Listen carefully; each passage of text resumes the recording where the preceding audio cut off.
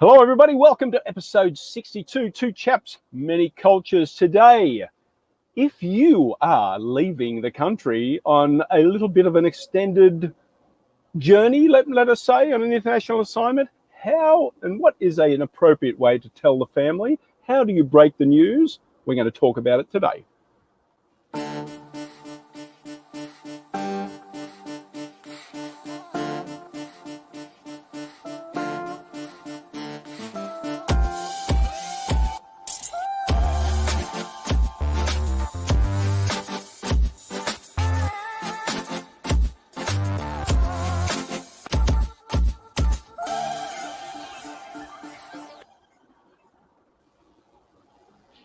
Well, welcome back. How are you, mate? You're moving? You didn't tell me that. Where are you going? Yeah, I didn't tell you. Well, I don't like to let the grass grow under my feet. And, I've got the wanderlust and I'm off. So I'll call you. I'm very saddened by this news, and it's so abrupt, and I would have appreciated to learn more about this with a little more lead time. So what am I going to do here? So you want me to do this by myself now? How's that going to work? Yeah. Well, I know you can do it. You did it once, and, I believe in you. Anyway, difficult conversation. Should have told you, could have happened, don't know. But it's something that we talk about with our clients in the global mobility space anyway. Often it comes up as a conversation when you're working with somebody, a professional and their family that's heading across the world, and the conversation comes up about how have these conversations taken place with the family? How have you let them know that you're going? I mean, and I guess in my situation, looking back, I kind of me personally, I just dropped it into a conversation with my mum. It was just like, oh, by the way, just like I did then, right? Probably not the best way to do it. Although I did know I had a bit of lead time. What about you, sir? How did it go for you? I mean, the first time you were taking off. I mean, you've had lots of experience in the US already, but what do you? Yeah, but I mean, when we chose to relocate, we didn't plan on it being such a long time, right? So I've been outside of my birth country for more than 60 years now in this go around. And when we told our families, it was we gave them enough time to prepare. And we had several conversations that went along multiple storylines. Are you crazy? How come you're doing this? And have you prepared for every eventuality? So there was the risk cautiousness of my family flared up quite a bit. And then there were these moments when the conversation steered towards, oh, we're happy for you for doing this. And so there was, it allowed, at least, especially my part of the family, not so much my wife's part of the family, my part of the family to get used to this process. It's almost like a grieving process because there is a separation happening. And it was at this point unclear how long the separation would last. And to be quite honest with you, I underestimated the impact that it would have on part of our families. I figured that we've done this before. I've been away from you before. I moved out of my family's house before as a young adult. This is no different. This time it's with wife and kid, and it's further away, but the process should be the same. So I had this thought, can't be that hard because we've been through this before. And I underestimated how much it would impact the family. What about you? Well, we hit a snag with the technology. Maybe there is. I'm still here, though. You're still there? Can you hear me? I'm wide awake and right in your face. Oh, you can hear me though, can you? I can hear you perfectly well. Wonderful. Okay. Well, we'll stick with that because even if it's an audio,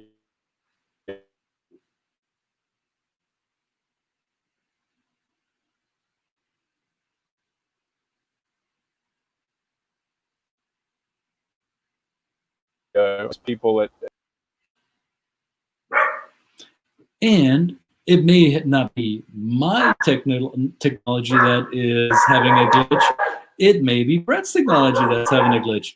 And my dog is having a glitch as well, as you can hear. This is a wonderful Tuesday episode where we are really live, as you can tell. So live sometimes means there is stuff that's happening outside of your control. And in this case, it appears that my dog is acting up a little, and maybe it appears that Brett's trying to reconnect. So we'll see whether he makes it or not. So the topic of the conversation remains, how do you prepare your family? How do you have these maybe kitchen table conversations? Where do you start when you go abroad? And I'm curious to hear what your thoughts around this are, because you may have done this for yourselves before, and you may have some experience to share that were pleasant or not pleasant. There may be times when you screwed this process up. In my case, I screwed up because I did not take into account that my family was not just me anymore. So when I left for another country on a work assignment, I was married at that point, and I already had our first daughter.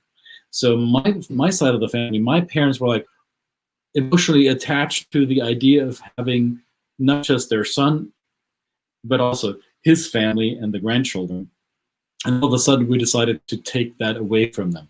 So that caused some friction, right? That caused some disappointment. So preparing the family does not only refer to preparing the family that you're leaving behind on your assignment. It also means that you're preparing the family that is within your unit that you live under one roof with. And it looks like Brett's back, so yay, technology worked again. So how do you prepare your family if you are going to be the person that is going overseas? You are the one that is chasing a dream, an opportunity, or a task that was handed to you maybe by your company, by your employer. And now you come home and tell your spouse if you have one, or you tell your children if you have children.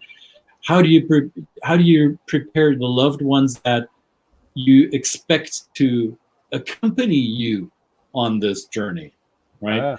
So that is sometimes the difficult part. And I don't know about you, Brett, but in my practice, this dynamic has changed quite a bit. When I started doing this work, preparing expatriates for their cultural adjustment while on assignment, it was typically that there was one individual who was the working expatriate who was moved, and then there was a household partner or several people in the household that were following along because they were one unit, and they decided this is the breadwinner in the family and we all move along. In my experience, it has been shifting significantly to a model where there are two breadwinners in the family, and one is being asked to relocate, and the other one may be just as much a breadwinner as the one that's being expatriated. So how do you have these conversations? How do you make sure that both professionals in the family are still being validated and still being heard and taken care of on this assignment? What's been your experience with this? Well, you would hope that conversation has already taken place during the process, but sometimes, especially when it's a last minute or a very quick move, oftentimes these are we have the opportunity to kind of put a bit of a pause in their life, because the logistics and the organization of what they're about to do sometimes takes over, and the thinking part of it gets left behind. But I think I always bring it up. I know sometimes it is a danger of being an uncomfortable conversation. Sometimes it is. Sometimes you're addressing issues that haven't been verbalized between the couple or the family in general. So, but I think it's an important one to bring up. You know, it's our responsibility as good stewards of this work. So, in terms of, I've just known that usually if the communication is open already in any relationship, it will usually already being addressed. However, I've found it in I've done hundreds and hundreds of programs with people moving countries. I've usually found, I don't know whether this is your experience, I've usually found that those conversations have already taken place pretty deeply. But when it's a last minute thing, yes, there's some of the resignation. Well, you know, I've got to go. You know, of course, I'm not going to stay behind. However, some families do stay behind. Some do have their partners and children stay behind, at least for a lead time of maybe 6 months or so, to maybe even soften that adjustment or soften that transition. But yeah, I think it's just, I'm interested, and the reason I wanted to bring this up today is I'm interested in the people that are listening to this. If you do their work, or if you had experience doing it yourself, how have these conversations gone? What has been the most impactful part of it, with whether it's been with parents, especially when you've got children and you're basically taking their grandchildren, you know, to another country, and you're having to prepare them for that. You know, they've lived for their grandchildren. These are kids that they can hand back, you know, when they're being naughty. And now that they possibly will miss out on that. I know you've had that experience. I've certainly had that experience on two sides of the world. Right. And but I've been very lucky that we've had lots of visits from those parents. But that's not always the case for everybody. You know, whether it be health or finances, right? It's not the case for me. It's not necessarily finances. It's my parents' age and their growing unwillingness to hop on a plane, even though it's only a 6-8 hour flight. So it is. It can be a separation for a significant duration, and I think what is important to take into account is that we live in times where this glorious expatriation idea is no longer active, at least not in my experience. Expatriation 20, 30 years ago was this luxurious,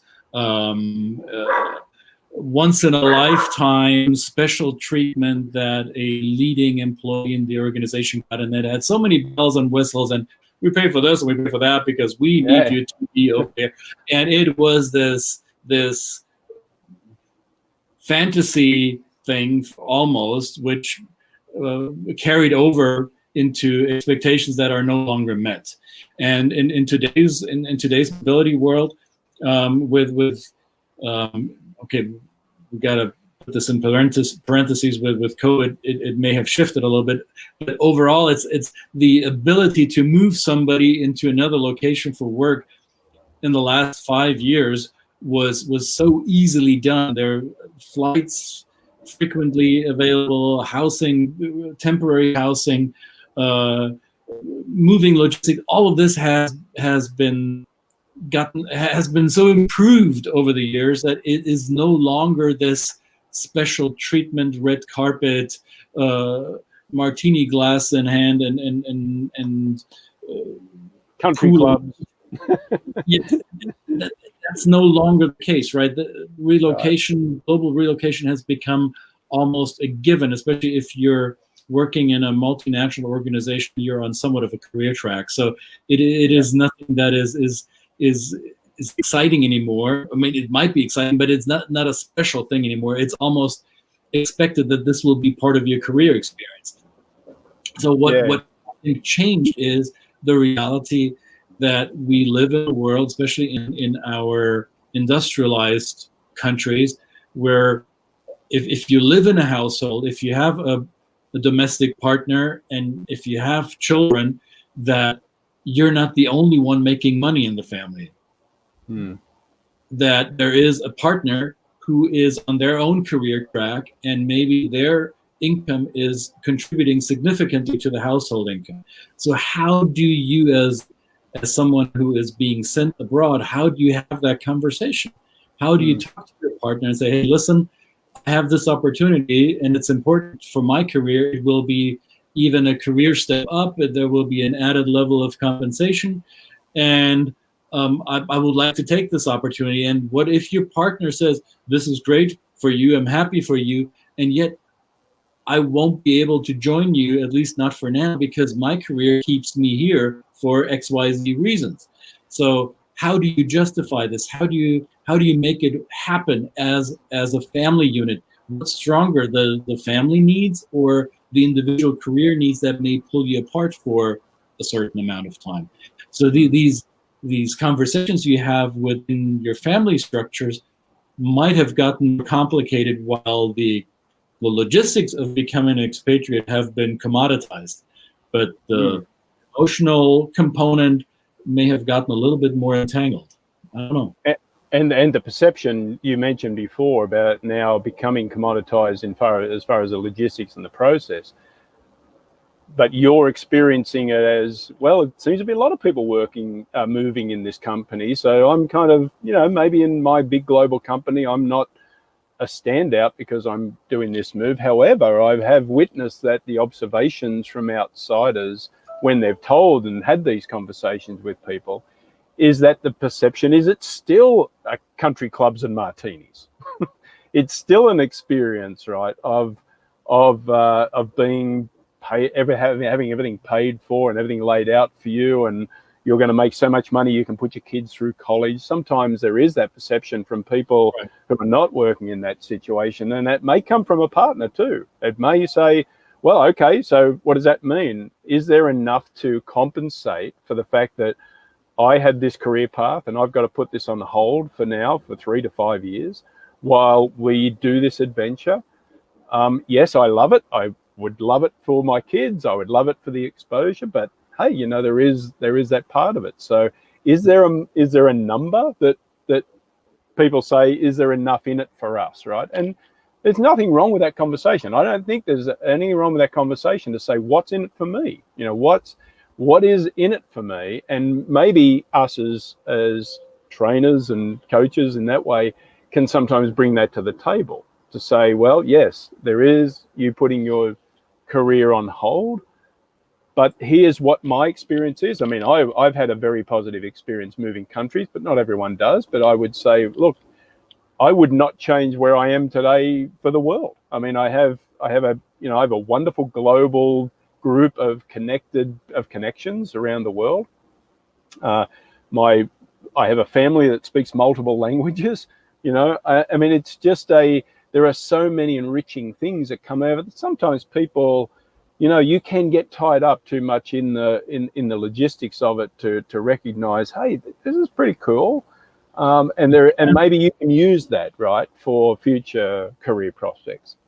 Yeah, and yet I do recognize the sacrifice that some accompanying partners make or are sometimes asked to make. Whether they make it wholeheartedly, voluntarily, that's to be debated.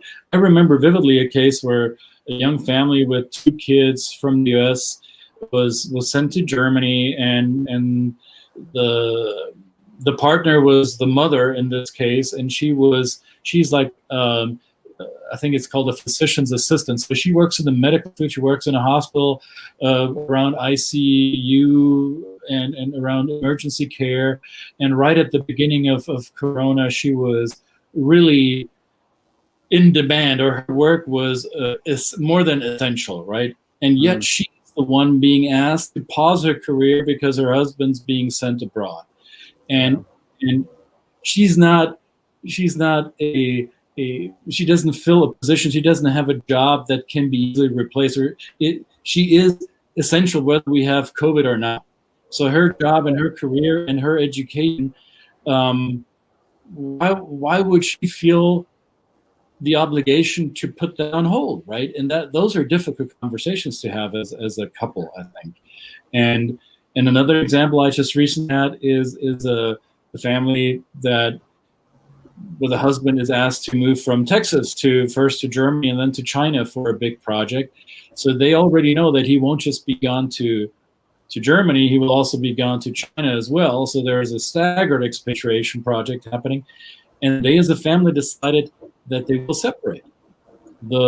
His wife and the kids will not come along, mainly because the kids are at a certain age in their school career where they feel it's best to keep them in school rather than pull them out at this critical stage.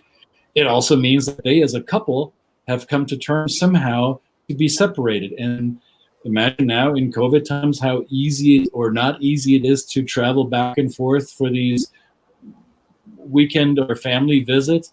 That is a significant commitment. That is a significant sacrifice to make as a family in support of one partner's career choices, right? So those are tough conversations, I imagine. Absolutely, and I never really have the answers to all of them. I don't know whether I'm sure nobody does, but it is part of the work that I'm really committed to it. I say to people, look, I don't care about your company. I don't really care, which shocks some people. I'm here on behalf of, your company is providing my services, but I don't really care about them. I care about the people. I care about the people that I want to know that, the whole, there's a company I work with that says we want the whole family to leave, but we also want the whole family to come home. And this is making them whole, making this experience a whole experience, whether they're separated or not. There can still be a whole family, even if they're separated, but to really maintain and keep this front of mind all the time and not just get too tied up in the fact that you're doing this, for the money or for just the experience. But that's my concern. I mean, I certainly am committed to that, and I'm sure you are too. But it is an important factor, and these are conversations that have to be had. So we'd be really interested in hearing your thoughts. If you're a trainer or a coach, how do you address them?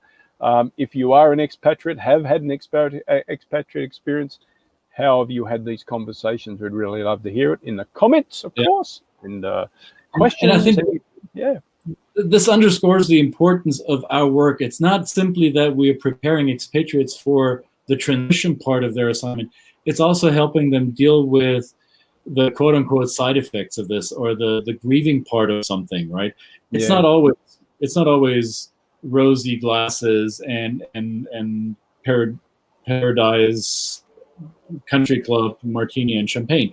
There are really, really tough issues for some of these transfers and transferees to go through, and having a coach or having a sounding board for them to help them guide them through this process, or accompany some of that internal processing that happens that they may not feel comfortable sharing with their employer or with their spouse's employer, because this is not the relationship they have that they want to put these conversations on. So I often see us as almost like soul workers or spiritual workers in helping individuals and families come to terms with that process. And we can do that because we've gone through it at least once, so many of us multiple times, right?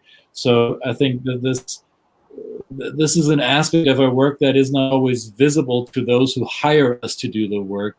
However, this is one of the most critical pieces of the service that we provide. Yeah, in my opinion. Absolutely. And I think one of the most important, for me anyway, it's the one I put most of my effort into in these conversations. I'm going through a situation at the moment, which is an aspect of being away from your family when there's tragedy and that kind of thing. And so that experience is, I'm sure I'm going to come out the other side of this and learn, having learnt a lot. And, everybody goes through these life events. It is part of life. But doing it, separated from your family sucks a little bit, but sucks a lot, actually. Yeah. But anyway, not mean to make light of it by any stretch of imagination. As Christian says, these are important conversations to prepare for mentally, maybe, before they come up. So great. Thank you, everybody, for watching again. Very grateful for you. And don't forget to subscribe and send us your comments and questions. Always welcome. Always welcome. Yes, please. And remember, in any case, whenever you're faced with challenges, talk it out. Don't eat it in. The more you bottle it up, the longer it will hurt. So find somebody to have these conversations with. Absolutely. Be well, be safe, be happy, and thank you very much. See everybody. See you tomorrow. Bye.